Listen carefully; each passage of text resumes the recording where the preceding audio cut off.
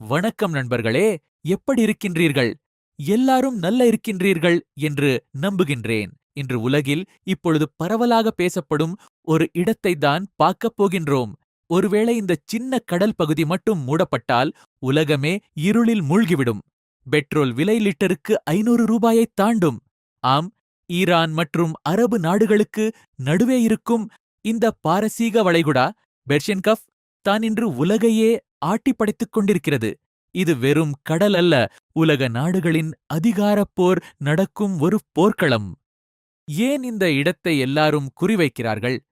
உலகின் மொத்த கச்சா எண்ணெய் இருப்பில் 50% மேல் இந்த ஒரு பகுதியைச் சுற்றியுள்ள நாடுகளில்தான் இருக்கிறது. Saudi Arabia, Dubai, Qatar, Iran என உலகின் பணக்கார நாடுகள் அனைத்தும் இதன் கரைகளில்தான் உள்ளன. ஒவ்வொரு நாளும் உலகிற்குத் தேவையான கச்சா எண்ணெயில் 25% இந்த பாதை வழியாகத்தான் கப்பல்களில் செல்கிறது. இதை கொஞ்சம் விரிவாக சொல்லப்போனால், இந்த பாரசீக வளைகுடாவின் நுழைவாயில் வெறும் 33 கிலோமீட்டர் அகலம் கொண்டதுதான். ஆனால் இதில் கப்பல்கள் செல்வதற்கான பாதுகாப்பான பாதை வெறும் 3 கிலோமீட்டர் தான். இதை ஒரு உலகத்தின் கழுத்து என்று சொல்லலாம். யாராவது இந்த கழுத்தை நெரித்தால், பாதையை மூடினால், மொத்த உலகத்தின் சுவாசமும் எரிபொருள் நின்றுவிடும். ஒவ்வொரு நாளும் சுமார் 21 மில்லியன் பீப்பாய்கள் கச்சா எண்ணெய் இந்த பாதையை தான் கடந்து போகிறது. ஏன் 50% இருப்பு இவ்வளவு முக்கியம் என்று பார்த்தால், உலகத்துல நிறைய இடங்கள்ல எண்ணெய் இருந்தாலும் இங்கே இருப்பது ஈஸி ஆயில். மற்ற நாடுகளில் கடலுக்கு அடியிலோ அல்லது பாறைகளை உடைத்தோ எண்ணெய் எடுப்பது செலவு அதிகம்.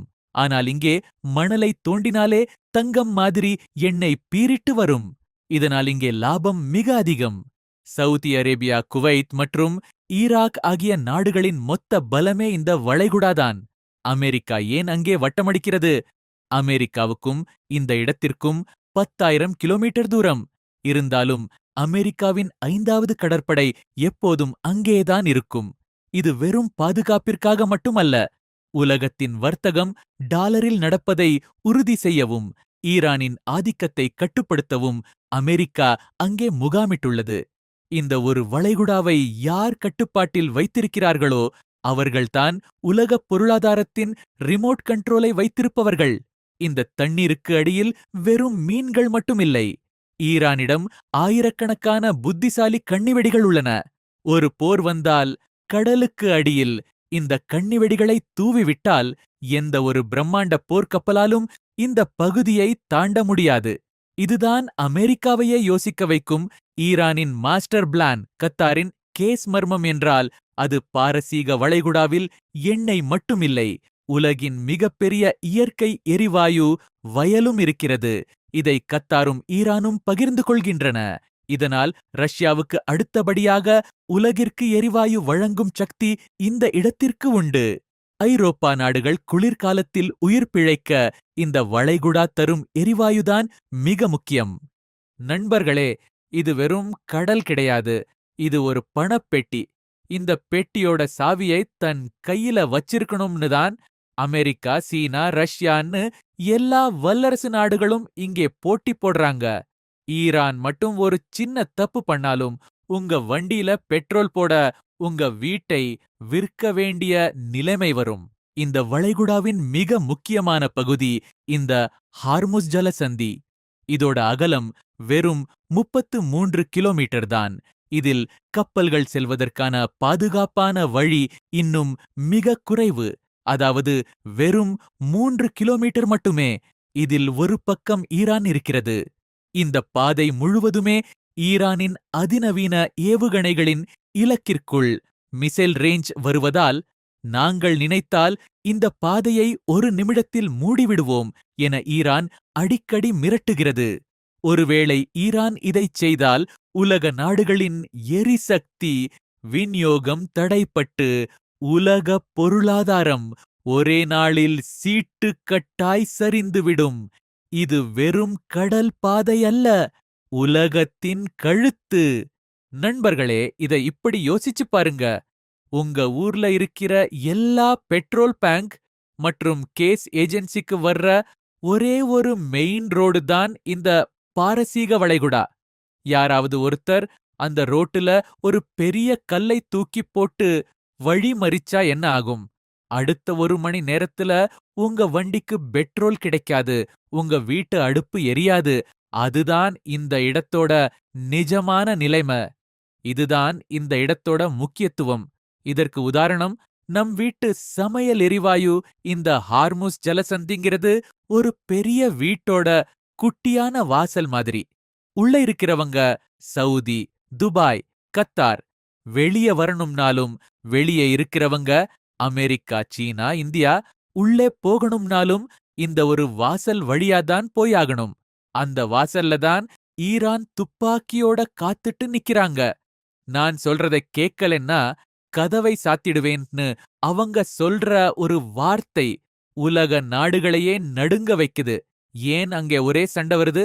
உங்க தெருவுல ஒரே ஒரு பொது கிணறு இருக்குன்னு வச்சுப்போம். அந்த கிணத்துல தண்ணி எடுக்க 2 பேர் சண்டை போட்டுக்கிறாங்க. ஒருத்தர் சொல்றாரு, இது என் பக்கம் இருக்குன்னு.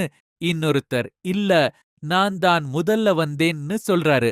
பாரசீக வளைகுடால இருக்கிற அந்த கேஸ் வயல், கேஸ் ஃபீல்ட் விஷயமும் இதுதான். ஈரானும் கத்தாரும் ஒரே கிணத்திலிருந்து மாத்தி மாத்தி தண்ணி, கேஸ் எடுக்கிற மாதிரி போட்டி போட்டுக்கிறாங்க.